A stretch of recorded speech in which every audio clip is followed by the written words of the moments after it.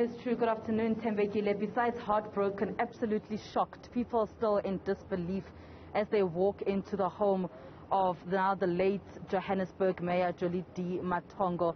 And as you mentioned, he was 46, and he was elected just on the 10th of August, so just over a month that he was in office as the city of Johannesburg. But let's just get a sense of what the plans could be going forward for the family. I'm joined by Muzikayise Ndlovu. He's the family spokesperson.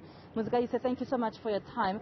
Let's start off with, it's absolutely shocking. I remember when I heard last night, I just could not believe it because we were with him at the campaign trail yesterday. How are you and how is the family handling the situation right now? The truth is that I personally am very much hurt. As for the family, as they come in trickles coming from KZN, it is very difficult to cope with what had happened. Given that some of the family members had gone down to KZN because we were preparing for some of the ceremonies of the family, he was due to also go to KZN when this item death came to him. So we are very distraught. We are very hurt. We are still trying to, come to terms with what had happened. But with hope and God, we will get stronger. Now, Muzikayise, do you perhaps know at this point what exactly took place, or who he was traveling with last night when this tragic accident happened? We know that he was traveling with his protectors. It is protocol that he always travels with them. So he was with his two protectors as he was traveling to KZN. They were driving him. That's all we know at the moment. Muzikayise, at the moment we understand that obviously it's still very fresh for the family, but would you have any idea at the moment anything around memorial service or the funeral service yet? At this point in time, as a family, as I said, that some of the family members are still coming in. We're also waiting because as a mayor, we as the family, he's not only our son, he's not only our brother, our father, but he's also the father of Johannesburg and the son of the soil of Johannesburg and the country at wide. So as far we are concerned now, we are still waiting for the city of Johannesburg to come in with the plans for the city and meet with the family so that we can then conclude all the preparations going forward. And just your relation to him, Jolidee Matongo, what is your relation to him? What will you miss about him? And what do people do not know? What are some of the things that people don't necessarily know about the now late Jolidee Matongo?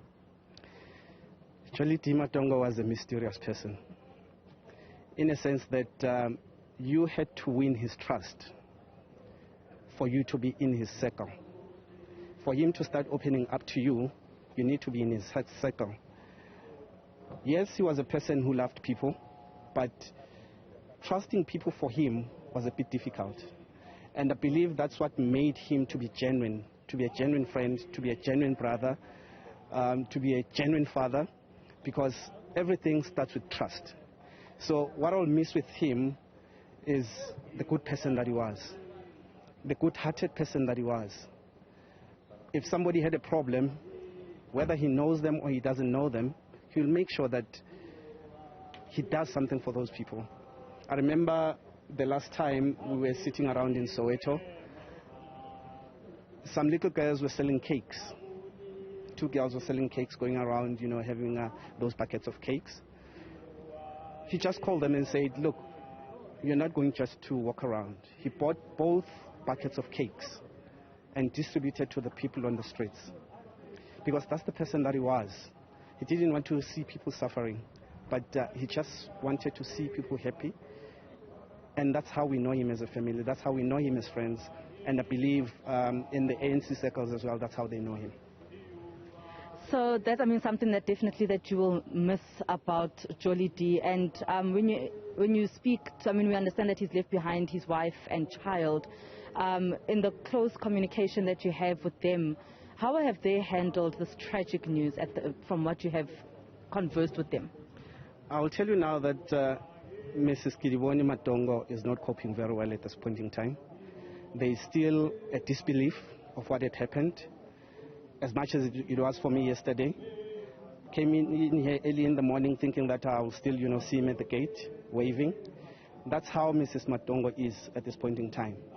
As for his son, we're seeing some sort of strength that the father had. And we believe that he is going to show over time. At this point in time, he's also not believing. He's playing just like any other teenager. And we're just hoping that God will keep him strong. And the family, as they come in, they'll keep him strong. And everybody else who's coming in to wish the best wishes to the family, they'll still, keep him strong as they go.